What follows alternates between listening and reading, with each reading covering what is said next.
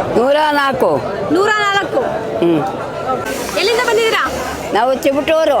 ತಿಪ್ಟೂರಿಂದ ಎಲ್ಲಿವರೆಗೂ ಬಂದಿದ್ದೀರಾ? ನೋಡ್ರಿ, ತುಮಕೂರು ಜಿಲ್ಲೆ, ತಿಪ್ಟೂರು ತಾಲೂಕು, ಕಿಪ್ನಳ್ಳಿ ಹೋಗ್ಲಿ, ಶಿವಮ್ಮ. ನೋಡ್ರಿ, ಇದೇ ಉದ್ದೇಶಪಟ್ಟು ಮಾದೇಶ್ವರನ ಬೆಟ್ಟಕ್ಕೆ ಹೋಗಿದ್ದು. ಅಲ್ಲಿ ಯಾರ ಪುಣಾತ್ಮರು ಹೇಳಿರು, ನಾವು ಹೋಗ್ಕೊಂಡ್ರಪ್ಪ ಅಂದ್ರು. ಹೋಗ್ರಿ, ನೀನು ಹೋಗ್ಬೇಕನ್ನಜ್ಜಿ ಅಂದ್ರು. ಬಂದಿದ್ದೀವಿ. ರೈತರು ಕಷ್ಟಪಟ್ಟು ದುಡಿತಾ ಇದ್ದಾರೆ, ದುಡಿದು ಅನ್ನ ಕಳಿಸ್ತಾ ಇದ್ದಾರೆ. ಅವು ಅನ್ನ ಕಿತ್ಕೊಳಕ್ಕೆ ಅವನ ಯಾರು ಕಾರಣ?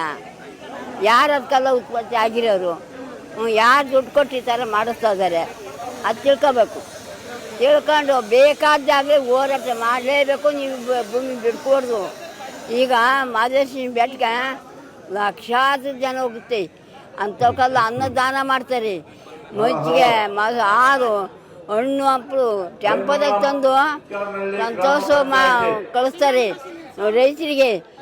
ಹಂಗೋಕ್ಕವೆ ಊಟ ಮಾಡಿ ಪ್ರಸಾದವ ಅಂತ ಪ್ರಸಾದ ಕಿತ್ಕೊಳ್ಳೋಂಥದ್ದು ಇವನಿಗೆ ಬಂದೈತೆ, ಅವ್ರಿಗೆ ಏನು ಬಂದೈತೆ ಹೇಳ್ರಿ? ದಾನ ಮಾಡಬೇಕು. ರೈತರಿಗೆ ಕಿತ್ಕೋಬಾರ್ದು. ಮನುಷ್ಯನ್ನ ಸುಟ್ಟಾಕ್ಬೋದು, ರೈತನ ಸುಡೋಕ್ಕಾಗಲ್ಲ. ರೈತರು ಧೈರ್ಯವಾಗಿರ್ತಾರೆ. ಧರ್ಮಸ್ಥಳಕ್ಕೆ ಕಳಿಸ್ತಾರೆ, ಮಾದೇಶ್ವರನ ಬೆಟ್ಟಕ್ಕೆ ಕಳಿಸ್ತಾರೆ. ಎಷ್ಟು ಸಂತೋಷ ಪಡ್ತಾರೆ ರೈತರು. ಹಣ್ಣು ಹಂಪು ಪ್ರತಿಯೊಂದು ಕಳಿಸ್ತಾರೆ. ಅದಕ್ಕೆ ಹೇಳಕ್ಕೆ ನಾವು ಬಂದಿರೋದು. ಉದ್ದೇಶಪಟ್ಟೆ ಬಂದಿದ್ದೀವಿ.